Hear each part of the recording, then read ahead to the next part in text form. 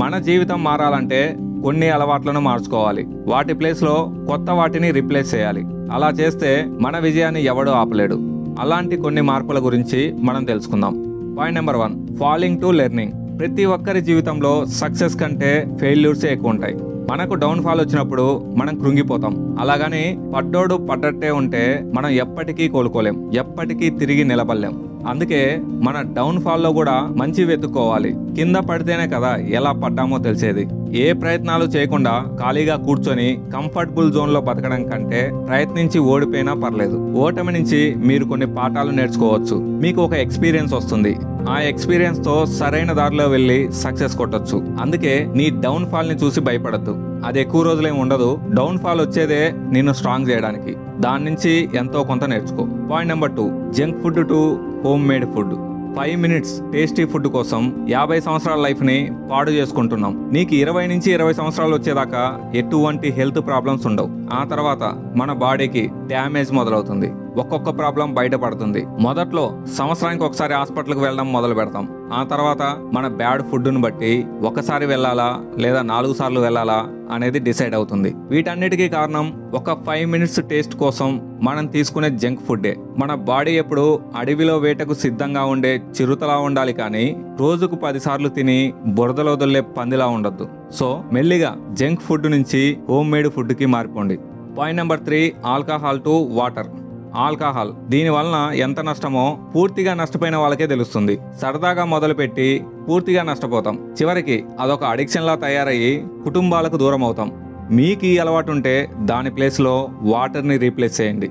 మందు నీకు temporary kick ఇస్తుంది, అలాగే లైఫ్ లాంగ్ హెల్త్ ప్రాబ్లమ్స్ కూడా ఇస్తుంది. టెంపరీ కిక్ కోరుకునే వాళ్ళు వీక్ పర్సన్స్. స్ట్రాంగ్ పర్సన్స్ ఎప్పుడు లాంగ్ టర్మ్ హ్యాపీనెస్ చూస్తారు. మనమందరం స్ట్రాంగ్ గా ఉండాలంటే మందు ప్లేస్ లో వాటర్ ని రీప్లేస్ చేయండి. మినిమం వాటర్ తీసుకోకుండా హెల్త్ పాడు చేసుకునే వాళ్ళు చాలా మంది ఉన్నారు. బాడీ యాక్టివ్ ఉండాలంటే సరిపడా వాటర్ అనేది చాలా ముఖ్యం. మందు బాబులు ఉంటే తిట్టుకోకండి, మందు నుంచి వాటర్ కి మారిపోండి. Point number 4, over thinking to action. అతిగా ఆలోచించే వాడికి అనుమానాలు ఎక్కువ. వాడు ఏ పని మొదలు పెట్టడు. ఆలోచన ఉండాలి కానీ అది అతిగా ఉండకూడదు. ఒక పని మొదలు పెడితేనే కదా అది అవుతుందా లేదా అని తెలిసేది. గుర్తుపెట్టుకో, గట్టు మీద ఉండేవాడికి ఎప్పుడు ఈత రాదు. నీళ్లకు భయపడితే ఎప్పటికీ ఒడ్డుకు చేరుకోలేవు. నీళ్లలో దూకుతేనే ఈత నేర్చుకోగలవు. ఒకే దగ్గర ఉంటే ఈ రోజు బానే ఉంటుంది, ఏదో ఒక రోజు మాత్రం ప్రమాదం వస్తుంది. సో ఓవర్ థింకింగ్ మానేసి ఏదో ఒక పని మొదలు పెట్టండి. ఫెయిల్యూర్ రావచ్చు, కానీ ఏదో ఒక రోజు నీ కష్టాలకు గుడ్ బై చెప్పొచ్చు. Point number 5, blaming to responsibility. ఒక తప్పు జరిగినప్పుడు పక్కవాడి మీదకి నెట్టేస్తే నువ్వు ఎప్పటికీ ఒక లీడర్వి కాలేవు. లీడర్ సంగతి అటుంచి నువ్వు పర్సనల్ గా కూడా సక్సెస్ కాలేవు. ఒక తప్పు జరిగితే దాని మీద రెస్పాన్సిబిలిటీ తీసుకోండి. నీకు చేతనైనంత వరకు దాని నష్టాన్ని తగ్గించే మార్గం వెతుక్కోండి. ఇలా చేస్తే నీ పనిలో కావచ్చు, నీ ఫ్యామిలీలో కావచ్చు, నువ్వు ఒక హీరోలా మిగిలిపోతావు. నువ్వు 10 మందిలో ఉన్నా నీకు ఒక కొత్త ఐడెంటిటీ వస్తుంది. నీ మీద నమ్మకం ఏర్పడుతుంది. ఏదైనా ప్రాబ్లం వచ్చినప్పుడు దానికి సొల్యూషన్ గా నీ పేరే వినిపిస్తుంది. దానివలన నీకు కొత్త అవకాశాలు వస్తాయి. నీ లైఫ్ లో నీ గ్రోత్ చాలా స్పీడ్ గా ఉంటుంది. Point number 6, fake friends to 1 good friend. అవసరానికి పనికిరాని 10 మందితో నువ్వు తిరగడం కన్నా పనికొచ్చేవాడు నీకు ఒక్కడున్నా చాలు. ఈ రోజుల్లో ఫ్రెండ్షిప్లు ఎలా ఉన్నాయంటే టైం పాస్ కోసమో లేదా నలుగురి గురించి గాసిప్స్ మాట్లాడుకోవడం కోసమో నీకు చాలా మంది ఫ్రెండ్స్ దొరుకుతారు.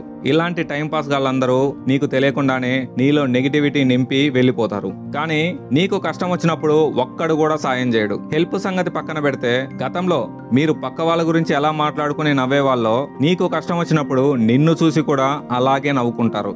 ఇలాంటి ఫ్రెండ్స్ నీకు 100 మంది ఉన్నా వేస్ట్. ఇక్కడ నీకు ఎంతమంది ఫ్రెండ్స్ ఉన్నారనేది ఇంపార్టెంట్ కాదు, అవసరానికి ఎంతమంది నీ పక్కన ఉన్నారనేదే ముఖ్యం. అర్జెంటుగా మీ దగ్గర ఉన్న ఈ ఫేక్ ఫ్రెండ్స్ ని పక్కన పెట్టండి. రియల్ ఫ్రెండ్ కోసం వెతుక్కోండి. పాయింట్ నెంబర్ 7, ఓటీటీ కంటెంట్ నుంచి మంచి స్లిప్ కి మారిపోండి. ఖాళీ టైంలో ఓటీటీ కంటెంట్ చూడడం తప్పులేదు, కానీ బాడీకి రెస్ట్ ఇచ్చే టైంని సినిమాలకి, వెబ్ సిరీస్లకు కేటాయిస్తే నీకు సరైన నిద్ర ఎక్కడ పడుతుంది? అసలు సరైన నిద్ర లేకపోతే ఎన్ని హెల్త్ ప్రాబ్లమ్స్ వస్తాయో మీకు తెలుసా?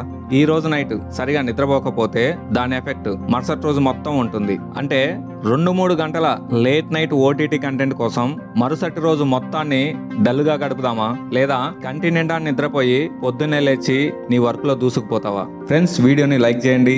మన ఛానల్ని కొత్తగా చూస్తున్నట్లయితే సబ్స్క్రైబ్ చేయండి.